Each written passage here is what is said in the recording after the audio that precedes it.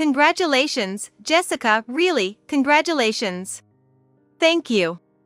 No, it's really a joyous occasion. Let me hold the baby too. My in-laws were fussing over my sister's daughter as if it were their own grandchild. Congratulations, Jessica. Thank you, David. Here, this is a $6,000 gift for the baby. The amount caused a stir among the relatives. That's not surprising, considering for David, it was a lavish amount for the baby of his wife's sister. I also think it's strange. I mean, giving $6,000 to your own child? Well, if you say it like that, it sounds like the baby is mine. Jessica's in-laws and David responded in a fluster, but she was clear in her reply. What? Isn't the baby yours? Why would you say otherwise? Huh? Her words turned the celebration into an uproar. I'm Susan Thompson, 27 years old. I work mostly from home as a programmer. I used to work for a major IT company, but when I got married 3 years ago, I went independent and became a freelancer. My skills as a software engineer are well regarded, and even after leaving, I still take on projects from my former company, as well as individual clients. I must say, I'm quite in demand and lead a busy, fulfilling life. However, amidst this lifestyle, there's one thing that's a bit bothersome, or rather, makes me sigh. The issue of having children. My husband David and I have been struggling to conceive, and my in-laws often make snide remarks about it. They also disapprove of my continuing to work. They believe if I truly wanted children, I should become a stay-at-home wife and focus on fertility treatments. I'm constantly dealing with unexpected phone calls and visits from my in-laws. It's always me who has to respond. Hey, could you ask your parents to give us a heads up before coming over? Why? I have work too, and it's hard to host them on such short notice. I'd like to have the house tidy. Can you tell them to stop dropping by unannounced? I tried to subtly tell David that these visits were a nuisance, but he didn't take it seriously. What's the big deal? We're family. No one minds if things are a bit messy. Unbelievable. I lean towards minimalism. I can't relax unless unnecessary items are disposed of immediately. My closet has just a few clothes, and aside from work documents, I mostly use ebooks. Everything around me is really simple. In contrast, David's room is a mess. He leaves cardboard boxes and packing materials lying around. When I try to clean up, he insists he still needs them. We live in an apartment with separate rooms. Mine is almost empty and always clean, but David's room is hopeless. It's cluttered and dusty. When I try to clean it, he gets angry and tells me to stay out. Yet, my in-laws suggest that if I can't keep the house clean, I should quit my job and focus on housework. Why is David's room so dirty, Susan? Why don't you clean it? I'd like to, but David won't let me. Excuses. A dirty house is the homemaker's responsibility. If you can't handle it, quit your job and focus on being a housewife. It's a no-win situation. You look like you think we're picking on you. Modern daughters-in-law are so troublesome. We're just trying to teach you how to be a good wife. You should understand that. If Susan understood her role, we wouldn't need to say these things. She looks like she thinks she's the victim, which is just pitiful. David just sits there, nodding along to his parents' words, never taking my side. According to them, the second chapter of How to Be a Good Wife is about producing an heir as soon as possible. In the old days, if a wife didn't have a child within 3 years, she was sent away. Speaking of which, it's almost been 3 years since you got married. I still think Susan should quit her job and devote herself to being a housewife. The way things are, it's like David isn't capable enough. It's probably just because she wants her own spending money. A woman's earnings are insignificant. How long will she keep up this selfishness for some pocket change? They both pressure me to quit my job. Finally, David speaks up. Well, nowadays women work too. I think it's fine for her to keep working a bit longer. David, you're too soft. That's why Susan keeps taking advantage. Maybe you should be a bit stricter. Exactly. We're teaching Susan how to be a good wife in your place. Look at that dissatisfied face. After a bit of scolding David, my in-laws sigh and finally conclude their lecture on how to be a good wife. In reality, David's income alone is not enough to sustain our current lifestyle. I've considered exposing this fact, but I've been holding back because David has been pleading with me. Please, I want to look good in front of my parents. Please. I'm begging you, just like this. Please. I'll try to earn more, just hold on until then. He begged so desperately that I reluctantly kept silent, but there's no sign of his salary increasing. I'm nearly at the end of my patience. During such a frustrating time, my in-laws came to know about something that worsened their snide remarks. I have an elder sister named Jessica, who is 28 and has 3 sons. Jessica married early, right after high school graduation. Her partner was a classmate, and it was what you'd call a shotgun wedding. However, she divorced when her first child was still young. After her second marriage, which was also a shotgun wedding, she divorced again. Now, she is on her 3rd marriage, living with her 3rd husband and 3 children. To be honest, I don't really get along well with Jessica. Frankly, we're not on good terms. Her poor behavior and selfishness are the reasons. She has caused our parents so much trouble. I don't know the exact reasons for her divorces, but I suspect it's due to her infidelity. And I think our parents might have paid her alimony. But since our parents don't talk about it, I never asked. And prefer to keep my distance from her. Yet, one day when my in-laws were visiting, Jessica happened to come over. I thought of leaving the kids with mom and dad, but they were out. Can you take care of them instead? She said this abruptly, bringing her 3 children over. Just at that moment, my in-laws were in the middle of lecturing me about how to be a good wife. Oh my, is this Susan's sister? And look, she has 3 children. Well, well. Look at these lively kids. Having 3 is indeed enviable. Hello, I'm Jessica, Susan's sister. She has been a great help. For some reason, Jessica hit it off with my in-laws. Susan, you never told us about such a... Indeed. She doesn't look like a mother of 3. So young and pretty. Thank you. I don't know why they took to each other, but they were chatting away. So, Jessica, do you work? I'm a stay-at-home mom. That's wonderful. Nowadays, women talk about working and neglect their homes, but you're commendable. Jessica never worked a day since high school. Her first husband's parents enrolled him in a college where all he needed to do was sign his name, and they also took care of Jessica and her child. 3 years later, she divorced and soon remarried when she became pregnant with her second husband's child, only to divorce again 4 years later. She immediately remarried her current husband after becoming pregnant again. It wasn't that she didn't want to work, she never had the chance or the need to. Susan, you should learn a thing or two from your sister. Indeed. You could use some of her wisdom. It seemed like how to be a good wife would now include learning from your sister. From that day, Jessica began visiting often with her children, seemingly coordinating with my in-laws. Really, David should have married Jessica. Then these adorable 3 kids might have been our grandchildren. Exactly. Otherwise, our family might end without an heir.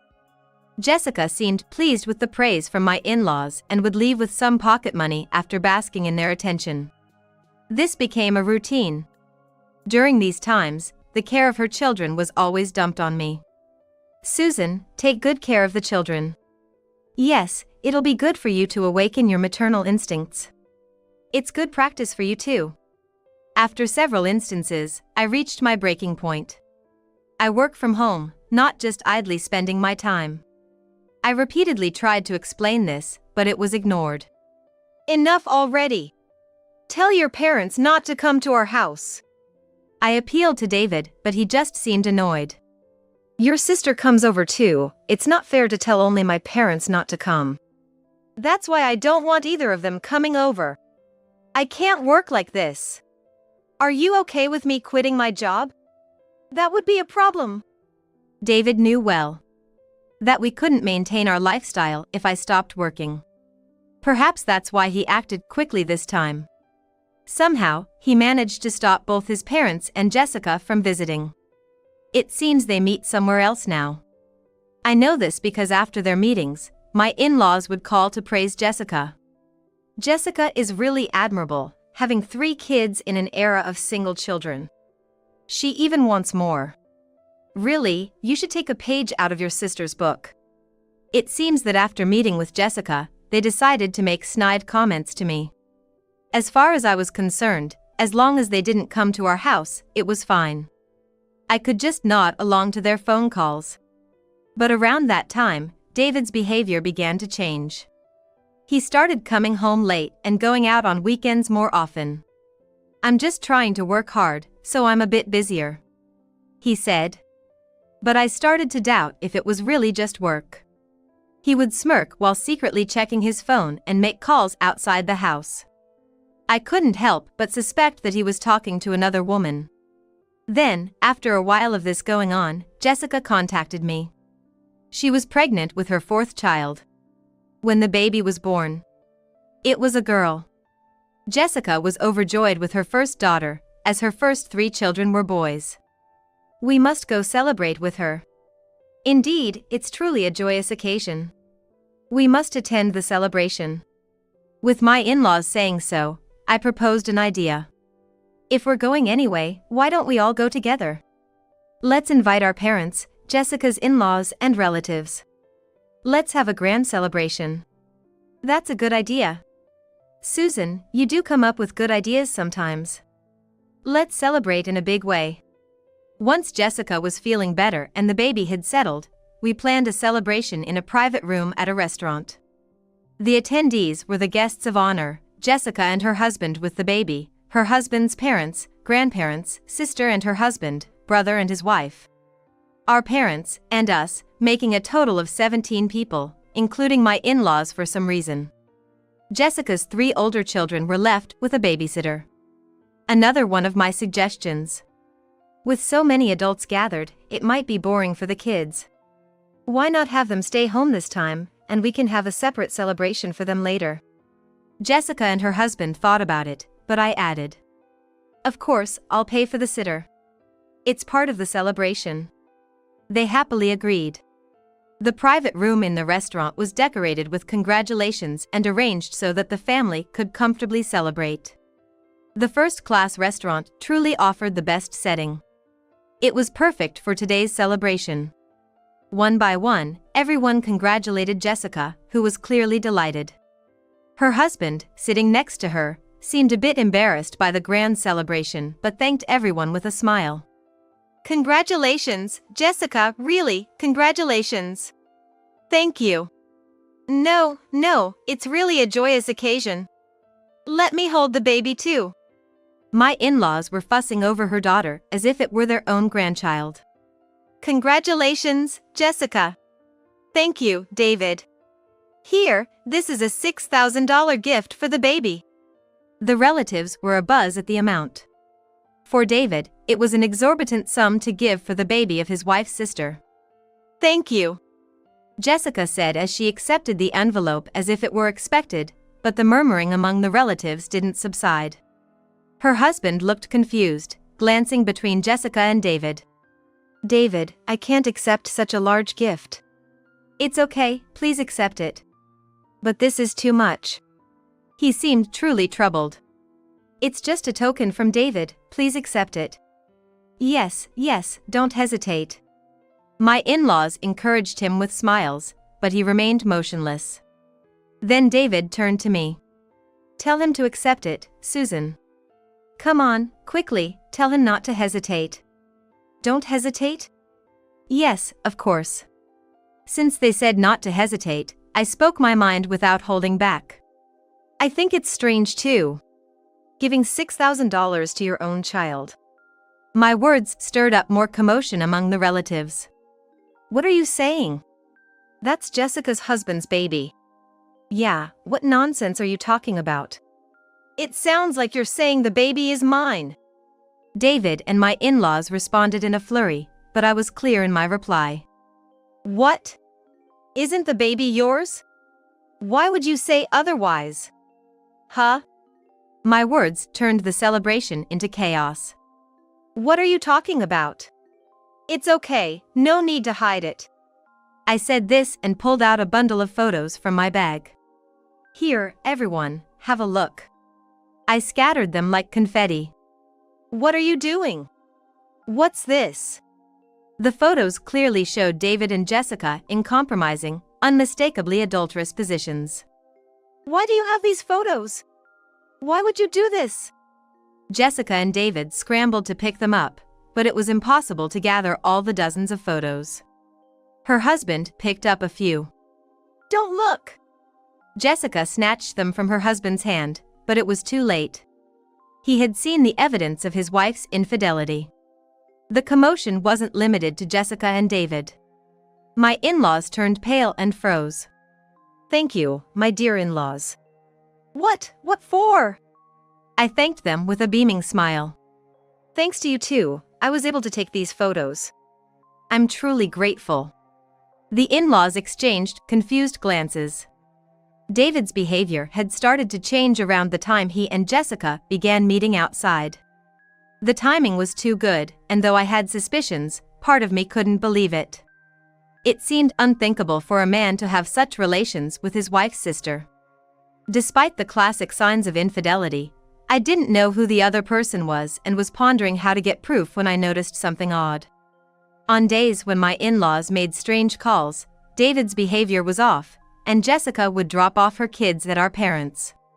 So, I hired a detective agency to watch David and Jessica on those days. The cycle was somewhat predictable, and though not certain, I had a good guess of when it might happen. Had I not known when to watch, the costs would have been substantial. Thanks to you, I saved a lot on the investigation fees. I really appreciate it. I thanked my in-laws sincerely. Jessica, what is this all about? It's not what it looks like. What do you mean it's not what it looks like? And this child, is it David's? What does that mean? Her husband trembled. Jessica, just admit it already. That's right, let's just tell the truth now. Eh? David jumped at his parents' words. Susan, it's all your fault. Yes, all your fault. My in-laws sneered at me. We know, you've been going to a gynecologist, haven't you? Yes, you have a difficult time conceiving. And you kept quiet about it. David was deceived into marrying a woman who can't bear children. They questioned David, but he remained silent. David is too kind, even now, he's protecting such a wife. Just tell the truth, no need to hold back. Then, they revealed the truth. They had always disliked me for not quitting my job and not showing signs of wanting children. When they pressured David to divorce, he had said, "Just wait a bit longer, Susan is undergoing fertility treatment to have a child." They tolerated it, thinking I might want a child. But there were no signs of pregnancy. Then we met Jessica. She already had 3 children. Yes, clearly capable of bearing children. So we asked her to have a child with David and planned to have them marry after divorcing you. The relatives were shocked. Me included.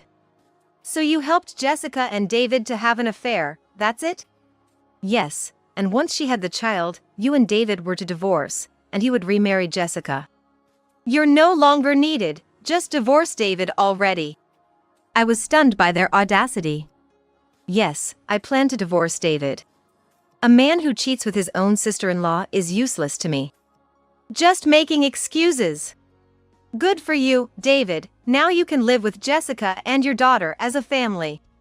The in-laws were overjoyed, but David just turned pale and trembled. I never planned to divorce Susan. What are you saying? The in-laws and Jessica were stunned at his unexpected words. That makes sense, doesn't it? If we divorced, you couldn't afford a comfortable lifestyle anymore. David continued to tremble, unable to respond. The truth was, David earned a meager salary. His company, based on meritocracy, rewarded high sales with higher pay, but David, with poor sales performance, was at risk of losing his job at any moment. It's a lie. David works for a major manufacturer, doesn't he?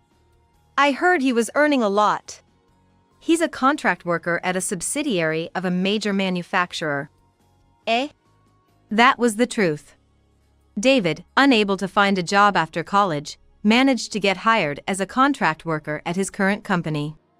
The promise of becoming a permanent employee if he performed well turned out to be an empty one in a black company.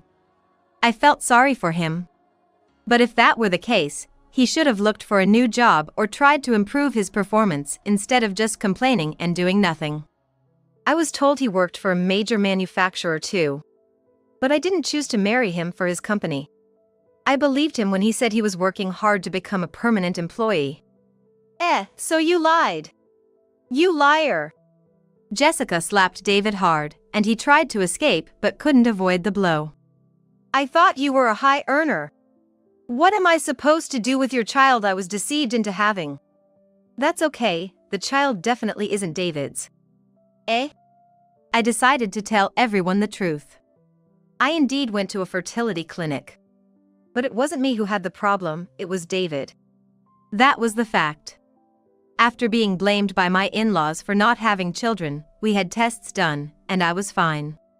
When David was tested, it turned out he was almost certainly infertile. But a certain male celebrity underwent severe treatments and managed to have a child. I asked David to undergo the same, but he refused because it was painful. Everyone turned to look at David, but he just hung his head in silence. So, whose child is Jessica's then? Normally, it would be her husband's. But knowing Jessica, I can't be certain of that. My mother-in-law collapsed to the floor in dismay. And my father-in-law trembled with rage. But there's a slim chance that it could be David's. It seems he thought so too. So, a DNA test might be a good idea. Yes, we need to clarify whose child it is. It's definitely your child. We're not doing any tests. Despite the desperate words from my brother-in-law, my sister's pleas were in vain, and it was clear that such arguments wouldn't change the situation. And so, the celebration for the newborn ended in chaos. I didn't want to expose this kind of scene to anyone. That's why I didn't bring my nephews to this gathering. Regardless of who the father might be, there was no fault on the part of the children. I couldn't subject them to such a distressing situation, and that's what I believed.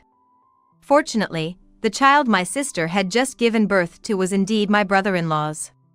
Hearing this was a relief. Even for this new child, there was no blame to be placed. My sister, upon learning the result, became defiant, asserting that she wouldn't get a divorce and would continue to live with my brother-in-law just as before. However, the fact that she had an affair with another man was an undeniable truth. My brother-in-law decided to take custody of the newborn daughter and the nephew who was just slightly older. My sister vehemently resisted, but I provided the results I had obtained from the private investigator. With no other choice, she had to agree to the divorce. It's your fault. You're the reason I'm getting divorced. They're demanding alimony and child support from me. How are you going to make this right? My sister came to my place, shouting in anger, but I was the one who had been wronged here. She had no right to complain to me. If you want to talk, can you go through a lawyer? I'll be claiming alimony from you too. What? Shouldn't you know that it's only natural when you have an affair with someone else's husband? My sister was making a ruckus, but when I told her that I would call the police if she continued to cause trouble, she left in a huff. Come to think of it, I had a misunderstanding about my sister's first divorce. I had thought that our parents had paid the alimony on her behalf. As it turned out, the cause of both divorces was my sister's infidelity. In reality, instead of paying alimony, she had offset it against child support. Both husbands had wanted to take custody of the children during the divorces, but my sister, who was after child support, had vehemently refused to give them up. As a result, she didn't receive any child support, but in return, she didn't have to pay alimony either. However, this time, both of the older children, the boys, were taken by their biological fathers. Fortunately, they turned out to be the children of their respective fathers. For my sister, it might be considered a miraculous turn of events, and perhaps even God believes that the children are innocent. In exchange for giving up custody of her son, my sister is now in a position where she will have to pay child support. It's possible that she may also have to pay alimony. Until now, she had been offsetting alimony with child support, so with the change in circumstances, I heard that there would be a need for a new discussion and negotiation. My sister lost all her children and the support of those who had been taking care of her. From now on, she would have to make the payments herself. She had never worked before and had lived as she pleased. Now, the consequences had caught up with her all at once. My sister went to our parents for help, but even they couldn't forgive her this time. They told her that her past actions were because they had raised her wrong, and with tears in their eyes.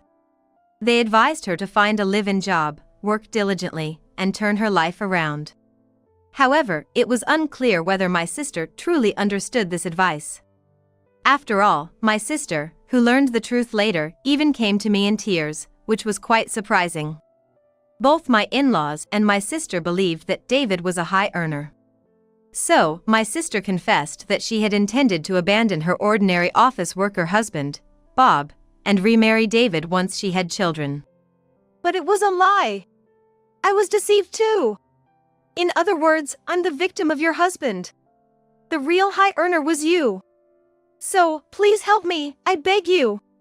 Yes, our family, which they thought was living a good life, was all thanks to my income. I'm highly regarded as a programmer. The work from my original company is like a form of gratitude. The real income comes from the sales of the programs I developed personally. People all over the world use it, and I have a substantial monthly income without doing anything. However, because David cried and begged, I kept this a secret. It's a matter of a man's pride, that's why. Now that I think about it, I can't remember at all what was good about David. Somehow, I feel like the fact that he was flawed in some way was cute, but it's fine now.